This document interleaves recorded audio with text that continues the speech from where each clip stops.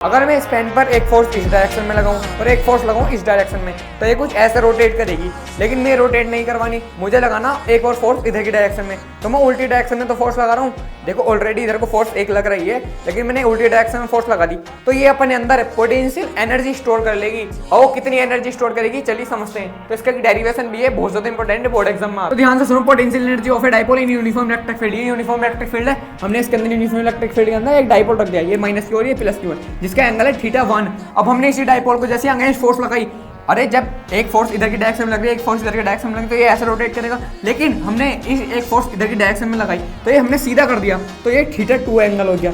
θ2 हो गए ना, एक तो इस डाइपोल का थीटा। अब जैसे ही हमने इसको सीधा करा, एक थीटा ये हो गया। तो जैसे ही हमने इस पर उल्टी डायरेक्शन में फोर्स लगाई, एक तो ऑलरेडी इस डायरेक्शन में लगाई थी, जैसे ही उल्टी डायरेक्शन में लगाई तो ये अपने अंदर पोटेंशियल एनर्जी को स्टोर करेगा। वो कितनी एनर्जी स्टोर करेगा, तो इसका करते हैं हम डेरिवेशन। तो देखो आपने एक वर्क डन का फॉर्मूला पढ़ा हुआ कि Fs cos थीटा, लेकिन रोटेशन एनर्जी में हमने वर्क डन का फॉर्मूला पढ़ना है टॉर्क इनटू में थीटा। अब देखिए टॉर्क क्या होता है, P sin थीटा। मैंने पिछली वीडियो में बताया torque acting on a dipole in uniform electric field, ये फॉर्मूला अपने ड्राइव करा था। तो देखो वर्क डन का फॉर्मूला क्या हो गया, dWP sin theta into D theta. देखो अब हम बहुत सारी इंटीग्रेशन कर देंगे, तो जैसे हमने बहुत सारी इंटीग्रेशन दी तो कहां से कहां तक करेंगे, θ1 से θ2 तक, θ1 से θ2 तक। अब जैसे ही हमने इंटीग्रेशन करी कहां से कहां तक, θ1 से θ2 तक, तो जैसे इंटीग्रेशन में क्या है, P sin theta into D theta.